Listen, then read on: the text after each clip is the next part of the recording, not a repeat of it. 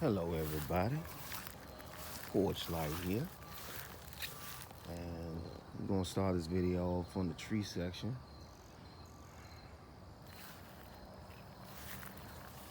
Cherry tree. Ugh. Yeah, so it is about 49 degrees out here. And basically it is cool. I have on a hoodie, okay, and I'm just out here checking on the garden. And it's looking good, y'all. This definitely has to be one of my better years. To be honest, it's now getting to the point where I've been growing for a while, so I really couldn't tell you if this is the best year or not. But it's definitely not number one, number two. And we still got about 2 months of growing. Well, I got way more than that, simply because I grow in the winter. Videos will be up at the applicable time. Look at that guy right there. Ooh. Oh, got another one right there. I'm hoping, let's see. Okay, that flower will open, so I'm gonna have to fertilize that one. I may not need to, because the bees love it over here. Yep. I'm getting a lot of tomatoes, y'all. A lot early in the season because the heat dissipated a lot sooner than it did last year. I mean, it was hot for no reason.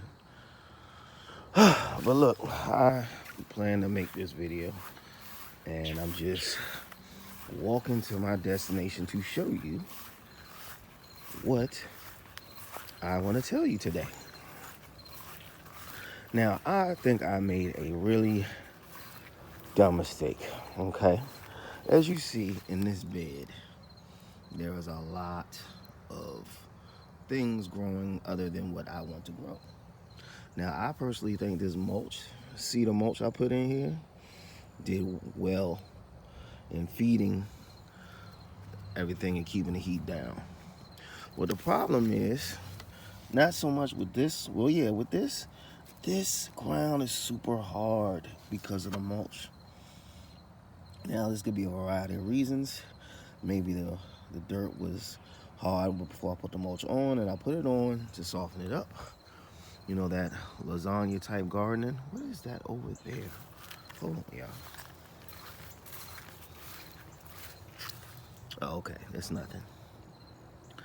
But needless to say, when I was ready to drop some more seeds for the fall, I really couldn't, because this dirt was too hard. Now I can get a shovel and dig it up, but it's not the same, y'all. It's not the same when you drop a seed and it falls in the ground. Ooh, loud. And between the shuffling and bustling of the wildlife and everything else, it buries itself. Okay? So it's not dropping seeds at this point, it's burying seeds. And that is not a lazy gardener technique. Look at this guy. Scotch bonnet. Scotch bonnet man. Okay. Now, in a situation like this, it doesn't truly matter, because honestly, I can't get to the ground anyway. But this has kind of stagnated me a bit. Now, there are some beds where I did not do the mulch, and anytime I got to plant something, like right here, I planted about 10 things here. So that's just going to be a competition to see what grows. But over in this bed, dealing with the same problem. If you look at all that mulch.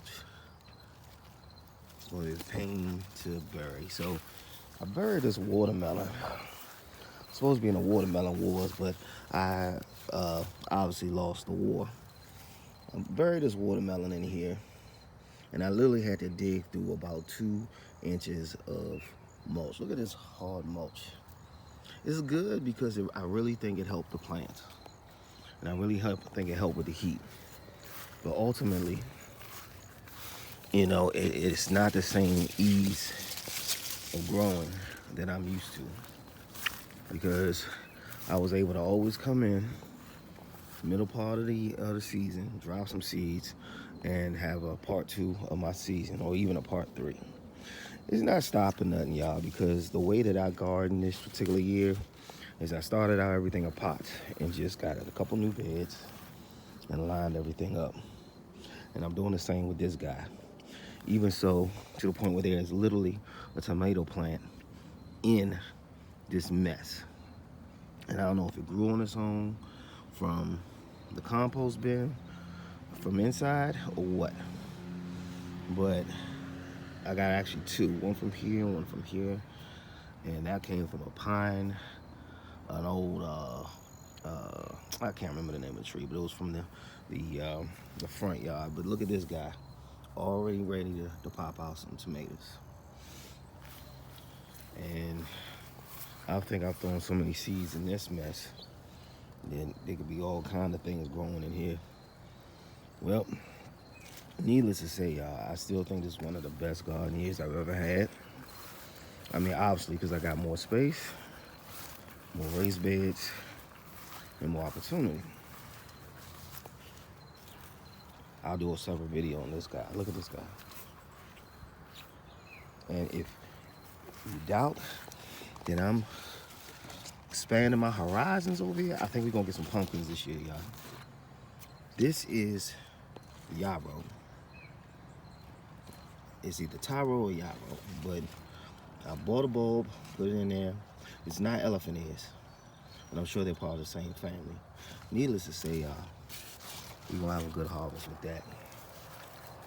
And I guess since we already talking about it, okra is in full effect.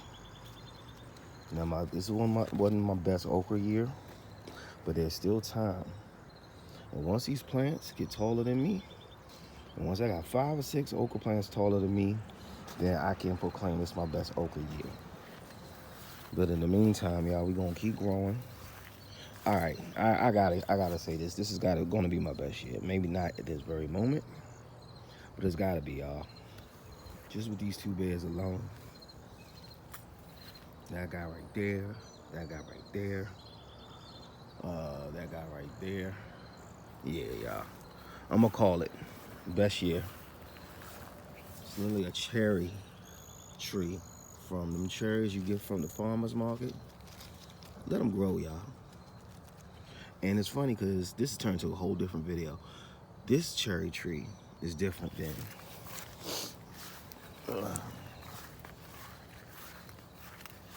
this cherry tree.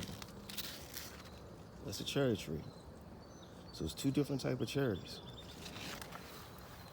Let's go back. This versus